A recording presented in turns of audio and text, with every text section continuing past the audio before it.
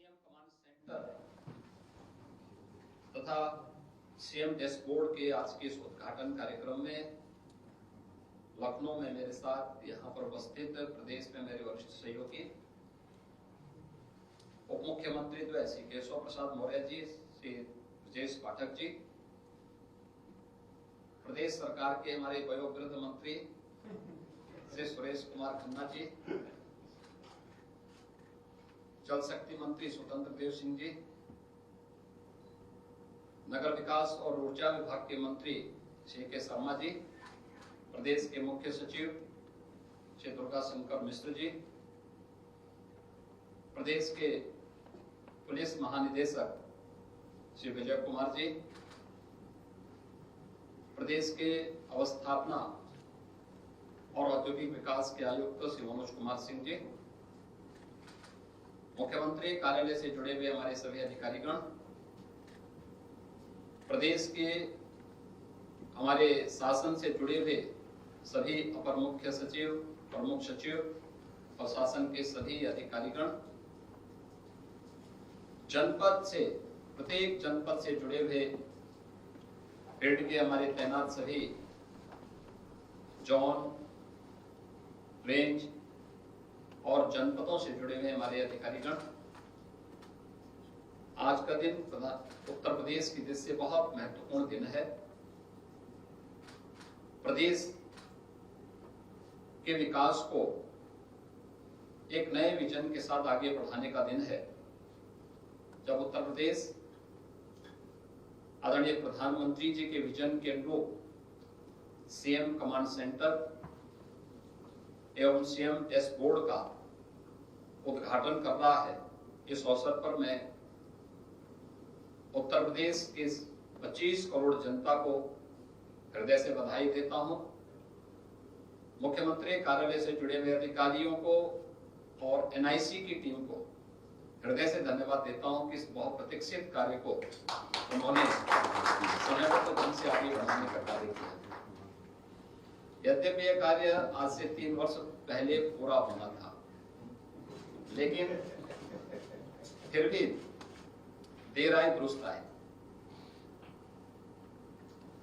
यह हमारे लिए बहुत महत्वपूर्ण था, और महत्वपूर्ण इसलिए क्योंकि मुझे याद है आज से 4 वर्ष पूर्व जब नेशनल फैमिली हेल्थ सर्वे की रिपोर्ट आई थी, तो उस समय मैं इस बात को देखता था कि उत्तर प्रदेश में फील्ड में जो स्थिति है वह कुछ और है, रिपोर्ट कुछ और इंगित कर रही है। तो आखिर कारण क्या है? मैं बार-बार इस बात को देखता था, और उस समय स्वास्थ्य विभाग की एक बैठक मैंने स्वयं ली थी और मैंने उनसे कहा था, मैंने कहा कहीं ऐसा तो नहीं कि हम डाटा अपलोड न करते हो, अपलोड करने में कोई गलती हो रही है। और इसके बाद नेशनल फैमिली हेल्थ सर्वे हमारे खिलाफ पूरी रिपोर्ट दे रहा है, और नेशनल एवरेज से बहुत, यानी जो सबसे पीछे के राज्य थे उनमें से यूपी की गिनती हो रही थी। और उस समय हम लोगों ने तय किया था कि हम लोग टैबलेट और स्मार्टफोन फील्ड में तैनात उन सभी लोगों को देंगे, आशा कार्यकर्ती हो या एएनएम हो, इन सबको उपलब्ध करवाने की एक रणनीति पर हम लोगों ने कार्य प्रारंभ किया था। उनकी ट्रेनिंग के कार्यक्रम हुए थे। रिपोर्ट बाद में जब आई तो उत्तर प्रदेश के डाटा जब कैप्चर होने प्रारंभ हुए थे, तो उत्तर प्रदेश के जो डाटा थे बहुत अच्छे थे, और नीति आयोग ने भी इस बात की प्रशंसा की थी। तब हम लोगों को इस बात का एहसास हुआ था कि उत्तर प्रदेश वास्तव में संभावनाओं वाला प्रदेश ही नहीं, बल्कि इन असीम संभावनाओं को अगर हम जमीनी धरातल पर उतार देंगे तो यह प्रधानमंत्री जी के उस विजन के अनुरूप भारत की इकोनॉमी के ग्रोथ इंजन बनने की सामर्थ्य उत्तर प्रदेश रखता है। उस ग्रोथ इंजन के रूप में डाटा कैप्चर आज की आवश्यकता है, और इसी दृष्टि से इस कमांड सेंटर को आज यहाँ पर प्रारंभ किया जा रहा है। मैं बल्कि विभिन्न विभागों में जो गैप थे उसको भी मैं देख रहा था। डाटा कैप्चर करने की आदत नहीं थी, लोगों को पता ही नहीं होता था। हमने पिछले 1 वर्ष से यहां पर मुख्यमंत्री सलाहकार जो टीम है और मुख्यमंत्री कार्यालय ने नियोजन विभाग के साथ मिलकर के जब इस कार्यक्रम को तेजी के साथ आगे बढ़ाया, आज उसके बाद अच्छे परिणाम हम सबके सामने हैं। दूसरा, एस्पिरेशनल डिस्ट्रिक्ट में उत्तर प्रदेश की प्रोग्रेस। नीति आयोग ने जब एस्पिरेशनल डिस्ट्रिक्ट की आंकड़े जारी किए थे तो उत्तर प्रदेश के जो 8 जनपद एस्पिरेशनल डिस्ट्रिक्ट में थे वह प्रगति में 100 से नीचे थे। 112 जनपदों में से जो सबसे 12 जनपद पिछड़े माने जाते थे उनमें से 8 यूपी के जनपद भी थे।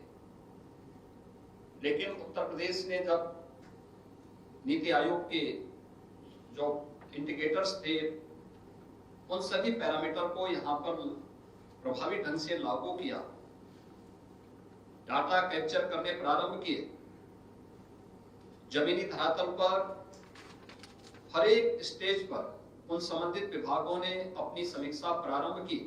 आज परिणाम हमारे सामने है कि उत्तर प्रदेश के जो विकास की प्रक्रिया के साथ जुड़ने वाले जो टॉप 10 हैं देश के अंदर के जनपद, उसमें से यूपी के 6 जनपद यूपी के हैं और टॉप 20 में यूपी के सभी 8 जनपद हैं। ये चीजें दिखाती हैं कि हमने कितनी लंबी छलांग लगाई।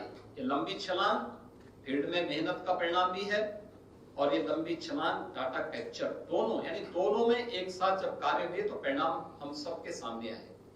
और अभी देश के अंदर एक अभिनव कार्यक्रम 500 विकास खंडों को एस्पिरेशनल विकास खंड से उभार करके एक सामान्य विकास खंड को विकास की प्रक्रिया के साथ जोड़ने की जो प्रयास प्रधानमंत्री जी के विजन के अनुरूप चल रहे हैं, उसमें उत्तर प्रदेश की प्रगति सबसे अच्छी चल रही है। 100 विकास खंडों पर अकेले उत्तर प्रदेश कार्य कर रहा है और मुझे लगता है कि जिस दिन इन 100 विकास खंडों को हम विकास की प्रक्रिया के साथ जोड़ेंगे तो स्वाभाविक रूप से उत्तर प्रदेश पिछले 6 वर्ष में बीमारू राज्य की श्रेणी से उभरा है। उत्तर प्रदेश के बारे में लोगों की धारणा बदली है। इस परसेप्शन को बदलने में प्रयास प्रारंभ हुए हैं। याद रखना, जब हम केवल परिक्रमा में विश्वास करते हैं तो सबसे पीछे की श्रेणी में वह विभाग या राज्य खड़ा होता है। जब पुरुषार्थ पर विश्वास करते हैं तो पुरुषार्थ हम सबको परिश्रम के साथ जोड़ करके अग्रणी राज्यों की श्रृंखला में खड़ा करता है और उत्तर प्रदेश आज देश के अंदर विकास के ग्रोथ इंजन बनने के जिस सामर्थ्य के साथ आगे बढ़ रहा है, हमें इस दृष्टि से अभी 53 विभागों को इस डैशबोर्ड के साथ जोड़ा जा रहा है, लेकिन सभी 93 विभागों को इसके साथ जोड़ने की प्रक्रिया को हम फेज वाइज लेने जा रहे हैं। इसमें सबसे महत्वपूर्ण बात यह है कि जो डाटा कैप्चर हो वे सही हो, शुद्ध हो, यह फील्ड की टीम को देखना होगा। उसकी नियमित मॉनिटरिंग होती है।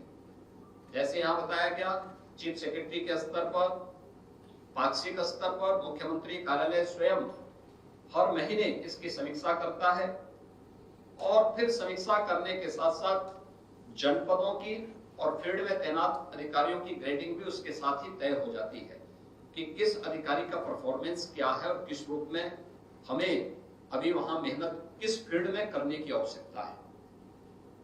याद रखना, हमें जब फील्ड में हम काम करते हैं, एक डाटा शुद्ध होने चाहिए, सही होने चाहिए। हमें एक स्वस्थ प्रतिस्पर्धा को आगे बढ़ाना है। इसमें लेग पुलिंग नहीं, डाटा में किसी भी प्रकार की हेरा फेरी नहीं है, क्योंकि इसमें जो डाटा आप यहां अपलोड करेंगे आवश्यक नहीं कि वही डाटा को हम सही माने। उसके वेरिफिकेशन का भी एक मानक होगा और उसको भी हम समय समय पर चेक करेंगे। ऐसा तो नहीं कि केवल एक कागजी खाना पूर्ति हो रही है। इसलिए जो भी हम दें वह सही हो, और सुव्यवस्थित हो, समयबद्ध तरीके से हो, यह हमें सुनिश्चित करना होगा और सभी विभागों को इसके साथ जुड़ना होगा। दूसरा, जो चीजें मैंने अक्सर देखी हैं वह है, मैं पिछले 3 दिनों से, आप देख रहे होंगे, यद्यपि मैं अक्सर जाता था लेकिन मैं पिछले 3 दिनों से, क्योंकि आज मुझे सीएम कमांड सेंटर का उद्घाटन करना था और सीएम डैशबोर्ड का भी उद्घाटन करना था, तो इसलिए मैंने कहा आज मैं पिछले 3 दिनों से मैं इसीलिए जनता दर्शन कार्यक्रम में स्वयं ही जा रहा था। यद्यपि एक टीम जाती थी, मंत्रीगण जाते थे, लेकिन मैं स्वयं ही इस कार्यक्रम के साथ जुड़ा। जो भी आम जनमानस आती है, प्रदेश के अलग अलग जनपदों से आती है, दूर दराज के क्षेत्रों से आती है, उसको आने जाने में किराया खर्च होता होगा, लखनऊ में आने पर कहीं रुकता होगा, या मैं यहां से कभी गोरखपुर जाता हूं तो गोरखपुर में भी प्रदेश भर से लोग पहुंच जाते हैं। अगर उसकी और समस्या जनपद की है, थाने की है, तहसील की है, स्वास्थ्य विभाग की है, शिक्षा विभाग की है, या संबंधित विभाग की है जो जनपद के अंदर ही कार्य कर रहा है, हम याद करें कि अगर, जो बार बार जिस बात को मैं कहता हूं कि हमारे पास टेक्नोलॉजी से हम कितने भी परिपूर्ण क्यों ना हो जाए, लेकिन जितना सटीक जानकारी आपको एक कॉमन मैन देगा, ह्यूमन इंटेलिजेंस सबसे महत्वपूर्ण इंटेलिजेंस का माध्यम होता है। वह जो बोलेगा उसके एप्लीकेशन आपको बहुत सारी जानकारियों को बता देगा, जमीनी हकीकत से आपको अवगत करा देगा, उसकी समस्या का समयबद्ध समाधान। मैं अक्सर देखता हूं, मेरे पास यहाँ पे प्रत्येक जनपद के अंदर क्या कुछ हो रहा है, ह्यूमन इंटेलिजेंस भी है, लेकिन साथ साथ सीएम हेल्पलाइन और आईजीआरएस में किस क्वालिटी के साथ मामलों का निस्तारण हो रहा है, इसका एक मैकेनिज्म भी है। और जब डाटा मेरे सामने आते हैं और मैं उसको मिलान करता हूं, मैं देखता हूं, अक्सर होता क्या है, हमारे पास किसी विकास खंड की कोई शिकायत आई, हमने यहां से जनपद को भेजा, जिले ने विकास खंडों को भेजा और उसमें निस्तारण लिख दिया, विकास खंड में गया, विकास खंड ने फिर नीचे के किसी एडीओ को लिख दिया, एडीओ के पास जाने के बाद वहां से फिर वह निस्तारण लिखते जाते हैं। निस्तारण का मतलब शिकायतकर्ता की संतुष्टि। अगर शिकायत सही है तो हम उसका एक समयबद्ध तरीके से समाधान निकालें, अनावश्यक लटकाए ना। आपने देखा होगा जितने विवाद आ रहे हैं इस समय, अब यहां पे प्रदेश में ऑर्गेनाइज्ड क्राइम नहीं है, इस संगठित अपराध के लिए जो कुख्यात था उत्तर प्रदेश, आज नहीं है, लेकिन अभी भी छोटे छोटे विवाद होते हैं, पारिवारिक विवाद है। पारिवारिक विवाद के समाधान का रास्ता हमें निकालना है, इससे जमीन से संबंधित विवाद ज्यादा है। इसका समाधान राजस्व की टीम को सक्रिय करके पूरी ईमानदारी, पूरी सुचितापूर्ण तरीके से उसका समाधान का रास्ता निकालना, इसकी समीक्षा करना, शिकायतकर्ता का एक रजिस्टर भी तैयार हो प्रत्येक तहसील में, प्रत्येक थाने में, प्रत्येक विकास खंड में। शिकायत का आधार क्या है, आखिर एक व्यक्ति को, एक पीड़ित को बार बार आने की नौबत क्यों पड़ रही है। और इसीलिए मैं चाहूंगा कि फील्ड में तैनात अधिकारी किसी भी स्तर का क्यों ना हो, जोन, रेंज या जनपद स्तर पर, वे सुनिश्चित कराएं कि वे भी और उनके अधीनस्थ जितने भी अन्य विभाग हैं, वो स्वास्थ्य हो, शिक्षा हो, तहसील हो, ब्लॉक हो, थाने हो, ये सब भी नियमित रूप से जनता की सुनवाई के लिए बैठे, मेरिट के आधार पर समस्या का समाधान हो, जिससे किसी पीड़ित को पैसा खर्च करके लखनऊ में या किसी अन्य जगह आने की नौबत न पड़े और एक संतुष्टि का भाव उसके मन में झलकना चाहिए। मुझे आश्चर्य होता है कि पॉलिटिकल लीडरशिप के प्रति जनता का विश्वास है, लेकिन प्रशासन के प्रति प्रश्न चिन्ह खड़ा करता है, जबकि उल्टा होना चाहिए था कि पॉलिटिकल लीडरशिप से उसकी अपेक्षाएं ज्यादा होती। उसका समाधान के बहुत सारे हम लोगों के सामने चैलेंज होते हैं, लेकिन वह पॉलिटिकल लीडरशिप से असंतुष्ट नहीं, लेकिन नीचे तहसील से, थाने से, ब्लॉक से या फिर अन्य उन संस्थानों से उसके मन में एक कहीं ना कहीं एक आशंका का भाव हमेशा बना रहता है। आशंका का भाव क्यों बना हुआ है? इसका समाधान का रास्ता जनपद में आपको निकालना है। और इसलिए मैं फिर चाहूंगा कि प्रत्येक अधिकारी, फील्ड में तैनात कोई भी अधिकारी हो, वह प्रातः 10 बजे से 11 बजे के बीच में या 11 से 12 के बीच में कोई 1 घंटा सुनिश्चित करें और बाकायदा मीडिया में इसको जारी करें। भाई इतने बजे से इतने बजे तक जनता के लिए, जनता की सुनवाई के लिए बैठेंगे। आप देखेंगे शुरुआत में भीड़ होगी, धीरे धीरे करके भीड़ छंटती जाएगी और केवल पीड़ित व्यक्ति ही आपके पास आएगा। दूसरा, यही काम तहसीलों में भी होना चाहिए। मैंने पहले भी कहा था, अधिकारी जो जहां पर तैनात है वहीं पे उसको रात्रि निवास भी होना चाहिए, उसकी आवश्यक सुविधा वहीं होनी चाहिए। तहसील पे तैनाती है तो तहसील पे ही रहे। तहसील से 50 किलोमीटर दूर जिला मुख्यालय में आने की आवश्यकता नहीं है। थाने में है तो थाने के परिसर में, थाने के आसपास ही कहीं आवासीय भवन में किराए पे लेकर के, सरकारी आवास है सरकारी आवास में, नहीं तो किराए पे लेकर वहां वहीं इसी के आसपास निवास करें। ऐसा नहीं हो सकता है कि वह जिस थाने में तैनात है उस थाने से वह 50 किलोमीटर दूर रात्रि में अपने घर में जाता है रहने के लिए।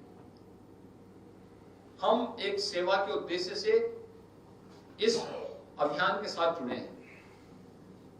जो भी अधिकारी आया है उसके लिए प्रायोरिटी तय होनी चाहिए कि एक आम जनता की समस्या का समाधान हमारी प्राथमिकता होनी चाहिए। हमारी प्राथमिकता अपनी व्यक्तिगत सुविधा नहीं, अपनी स्वयं की सहूलियत नहीं, हमारी पहली प्राथमिकता एक कॉमन मैन होना चाहिए। उसकी समस्या का समाधान हो, समयबद्ध तरीके से समाधान हो, यह भी हम सुनिश्चित करें। और इस दृष्टि से हम यह सुनिश्चित करें कि जहां जिस अधिकारी की तैनाती है वो वहीं पे निवास करे। सरकारी आवास नहीं है तो वहां पे किराए के मकान पे रहे। और जिलाधिकारी इसकी समीक्षा करें हर जनपद में, हर विभाग के अधिकारियों की, कि भाई अगर तहसील से जुड़े हुए सभी कार्मिक तहसील परिसर के आसपास, तहसील परिसर में आवासीय सुविधा है तो आवासीय सुविधाओं में, अन्यथा उन्हीं भवनों में अगल बगल कहीं किराए पे मकान लेकर के वहां रहें।